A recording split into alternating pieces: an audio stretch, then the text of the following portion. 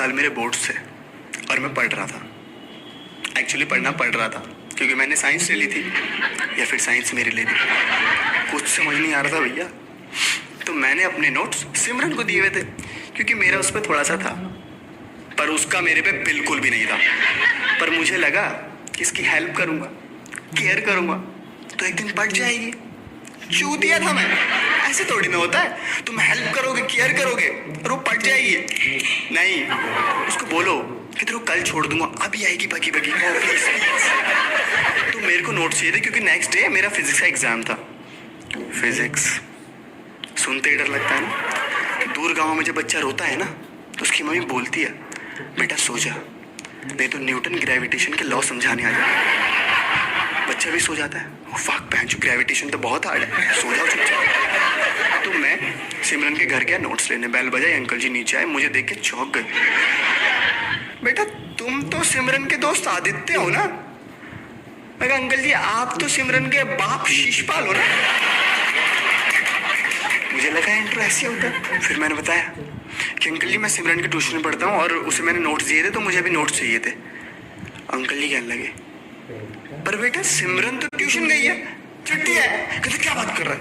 मैं कहा अंकल जी ट्यूशन की तो छुट्टी। कहते क्या बात कर रहा है? अंकल जी चूतिया हो गया, दोनों बार सेम ही तो बोला हूँ। अंकल साइंस का स्टूडेंट हूँ, मूड खराब रहता है, चलता फिरता किसका सर खोल दूं मुझे खुद नहीं पता।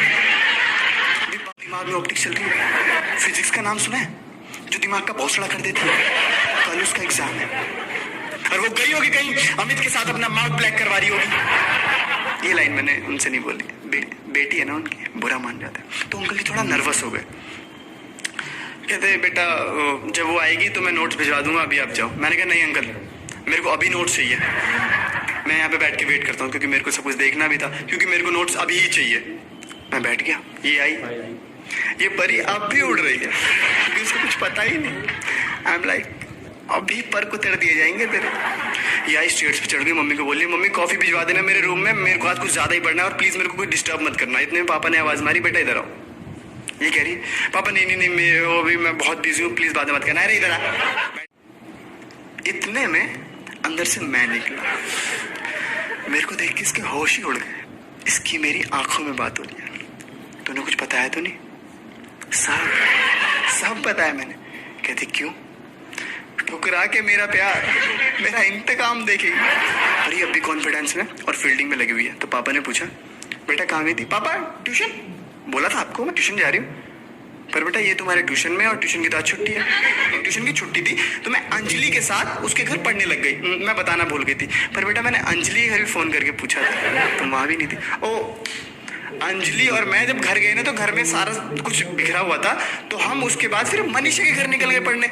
हम मनीषा के घर पढ़ रहे थे। बेटा मनीषा घर भी फोन करके पूछूंगा पापा पागल हो गया, कोई ऑप्शन नहीं छोड़ा। क्या बोलूं? अमित के साथ गई थी घूमने। तब यकीन होगा तुम्हें, तब अच्छा लगेगा है ना। इसके पापा सुधरे, बेंच की गलती मेरी तो नहीं है, मैं गलत तो नहीं कर रहा इसे पूछ के। पर पापा होते हैं, प्यार बहुत करते हैं बेटी से, सुन लेते हैं। पर मम्मी का ऐसा सीन नहीं होता। मैं देख रहा हूँ यहाँ पे ये सब चल रहा है और आंटी जी बैकग्राउंड में सीरियल देख रही है। आई एम लाइक बेटी के मायके में कुछ भी हो जाए लेकिन ससुराल सिमर का तना दिन मिस ना हो जाए। पर थोड़ी देर बाद सीरियल खत्म हुआ। आंटी जी आए, बाल पकड़ के घसीटते हुए अंदर ले गए। सुकून का नाम सुना है? हाय हाय इतना सुकून। हम लाइक भगवान पार्टी लेगा, पिज्जा खाएगा, पिज्जा मैं मंगा रहा काले यार। तो अंदर ले गए उसकी। मैं बोले देख अब तेरा माई लाइफ माई रूल खत्म, योर लाइफ माई रूल शुरू। ये बर्तन धो और सास बहू के सीरियल देख के जिंदगी बिता दे, तेरा बाहर जाना बंद। कितना सुकून आएगा यार आज, मर ना जाऊं। तो मैं ये सब देख रहा हूँ तो मैंने कुछ ज्यादा ही फील्ड में आ गया। मैं आंटी के पास गया, मैंने बोला आंटी जी देखो यहाँ पे जो सब भी हो रहा है ना ये मैंने ही किया है। मैंने ही आपको बताया कि यहाँ पे नहीं थी तो आप इसे मार रहे हो ये सब। आंटी जी प्लीज एक चाटा मार दो कि क्या? कैसी थी? बेटी तो नहीं किया, मेरे ही चाटा मार दी। चल लुक के यहाँ से भाग जा। 2-3 चाटे मार को मेरे घर से निकाल लिया। पर यार पता नहीं मेरे को चाटों का ना दर्द नहीं हुआ, कुछ असर ही नहीं हो रहा था क्योंकि मार के सामने ना सुकून का लेवल बहुत ज्यादा था, बहुत ही ज्यादा। अगर ऐसा हुआ तो हम फिर पिटेंगे।